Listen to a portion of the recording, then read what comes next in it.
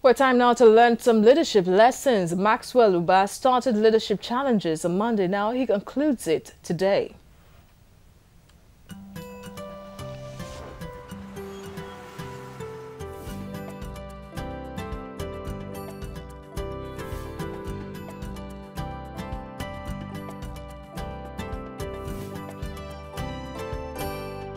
Welcome to another episode of the leadership segment on TVC Breakfast. I am Dr.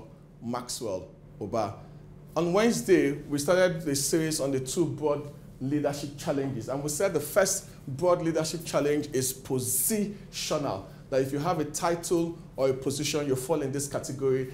You can identify them with four simple steps. First is the hierarchy. They're usually higher up in the organization, and hierarchy gives them authority. The third is responsibility. They have a greater responsibility. And fourth is that they have a larger territory than the average citizen or the average member of that organization. And I said there are two expectations based on responsibility for every positional leader. So whether you're a team lead, a branch manager, the unit head, the CEO of an organization, or the governor, senate president, or president of this nation, you need to understand the two responsibilities that you have. And the first we talked about is influence. And influence, I said, is simply making the state, the nation, the unit, the division, the branch better than you. Better. That's what influence is. And I said in that responsibility, you are a decision maker. You need to make decisions, the tough calls that will move the organization forward. But the decisions that you make must be in the best interest of the state. It must be in the best interest of your people. It must be in the best interest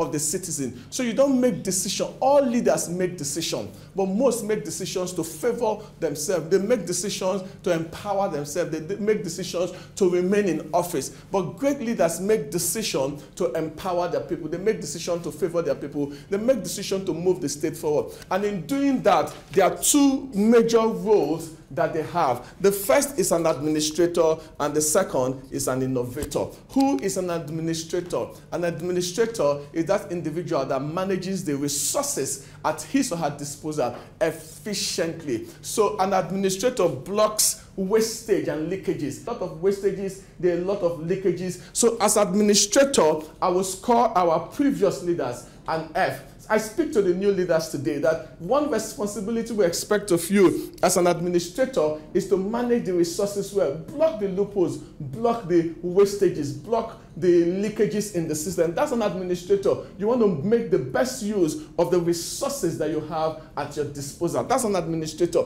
But the second role as a decision maker is the role of an innovator. An administrator utilizes the resources for today. An innovator utilizes the resources for tomorrow. So an innovator asks a question, what is the best way to deploy these resources for the future of this organization? Not just for today, but also for the future of the organization. So an innovator keeps thinking about the future. Yes, an administrator deals with today, the efficiency of today. An innovator deals with the future of the organization. So every great leader has one leg in the present and one leg also in the future. And innovation is thinking, what will the organization look like in 5 years? The story of Intel is critical here.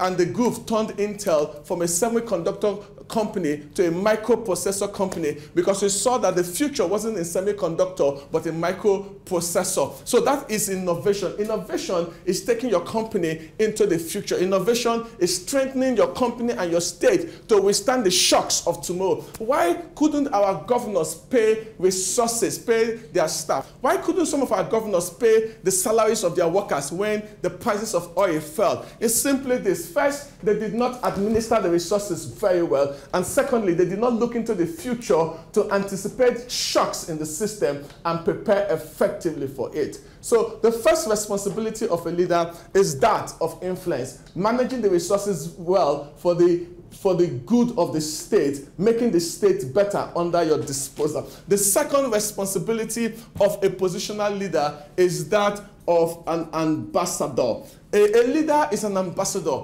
By virtue of your position, guess what happens? You become visible. People notice you. People know you because you are the leader. The spotlight is on you. And everybody under this space expects you to live by the values of the organization. So as a leader, nobody expects you to come to work late, because you're expected to embody the laws of the organization.